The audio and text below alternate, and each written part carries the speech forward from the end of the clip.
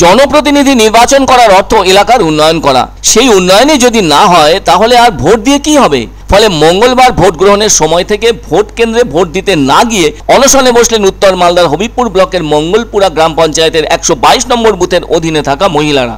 অনশনের কথা জানতে চাইলে তারা জানান, ভোট গ্রহণের শেষ সময় পর্যন্ত তারা এই অনশন কর্মসূচি চালিয়ে যাবেন। এই কেন্দ্রে ভোটার সংখ্যা 1381 জন। তারা কেউই এদিন বুথমুখ হননি, উল্টে ভোট না দিয়ে কেন্দ্র ও রাজ্য সরকারের বিরুদ্ধে ক্ষোভ প্রকাশ করে অনশনে বসলেন ওই গ্রামের মহিলারা।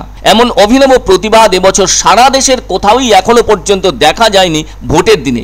ঘটনাস্থলে সেক্টর অফিসারও চলে আসেন এবং তাদেরকে ভোট দেওয়ার কথা জানান, কিন্তু তারা যেন ভীষ্মের প্রতিজ্ঞা করেই অনশনে বসেছেন।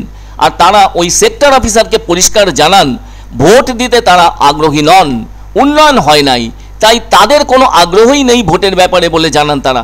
সাধারণ মানুষের দাবি ছিল রাস্তাঘাট আর সেতুর চলাচলের পক্ষে যা অত্যন্ত জরুরি। দাবি যখন পূরণ হয়নি তখন আমরা আর ভোট দেব কেন, এরকমই থাক।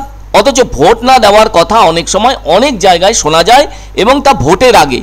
কিন্তু ভোটের আগে থেকে কোনো রকম আভাস না দিয়েই মঙ্গলাপুর গ্রাম পঞ্চায়েতের 122 নম্বর বুথের ভোটাররা ভোটের দিনই অনশন আন্দোলনে বসবেন সেটা আগে থেকে কেউ বুঝতে পারেননি।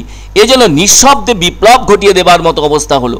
এই ভোটারদের মনের কথা কোনোভাবেই টেরও পাননি কোনো রাজনৈতিক দলের নেতা নেত্রীরা। এ পর্যন্ত যে 10টি আসনে ভোট হয়েছে এবং হচ্ছে, তার মধ্যে এই প্রথম এমন কাণ্ড লক্ষ্য করা গেল। অনেকে বলছেন, জনগণ আর কত প্রতিশ্রুতি শুনবেন? ওসব শুনতে শুনতে তাদের কান যেন ঝালাপালা হয়ে গেছে। যদিও এটা লোকসভা ভোট, যেখানে লক্ষ লক্ষ ভোটারের খেলা, সেখানে প্রায় 1400 ভোটারের ভোট না দেওয়ার সংখ্যার বিচারে কোনো গুরুত্বই না বোঝার কথা, কিন্তু বুথের হিসেবে সেটা অবশ্যই প্রাধান্য পাবে। এদিকে ওই 122 নম্বর বুথের ভোট গ্রহণের জন্য নির্ধারিত জিনিসপত্র নিয়ে যে সমস্ত ভোটকর্মীরা গতকাল এসে পৌঁছেছেন এবং 7ই মের নির্ধারিত সময়ে ভোট কেন্দ্রে ভোট গ্রহণের জন্য প্রস্তুত হয়ে বসে আছেন, সময় গড়াতেই তারা সকলেই অবাক হয়ে যান। একজন ভোটারও এদিন বুথমুখ হননি। যারা নিরাপত্তার কাজে এসেছেন তারাও অবাক হয়েছেন ভোট কেন্দ্রে ভোট দিতে কেউ না আসায়। ফলে কারোরই কোনো দায়িত্ব পালন করতে হচ্ছে না, উল্টে তারা নিজেদের মধ্যে আলোচনা করছেন বিষয়টি নিয়ে। তবে ভোটকর্মীরা পরবর্তীতে এটাও জানতে পারলেন ভোট না দিয়ে কেন তারা অনশনে বসেছেন প্রতিবাদ হিসেবে। আর যারা প্রধান রাজনৈতিক দলের নেতা নেত্রী, তারাও তো তাদের দলের কাছে কৈফিয়তের মুখে পড়েছেন, কেননা তারা টেরই পেলেন না যে এখানকার ভোটাররা ভোট না দিয়ে এদিন প্রতিবাদ আন্দোলন করবেন। উত্তর মালদার গত 5 বছরের সাংসদ ছিলেন খগেন মুর্মু, আর এবারও তিনি এই কেন্দ্রে বিজেপির প্রার্থী হয়ে দাঁড়িয়েছেন।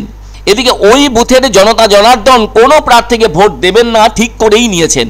সেজন্য উন্নয়নের দাবিতে ওই বুথের সামনে প্ল্যাকার্ড নিয়ে অনশন আন্দোলন চালিয়ে যাচ্ছেন শব্দহীনভাবে।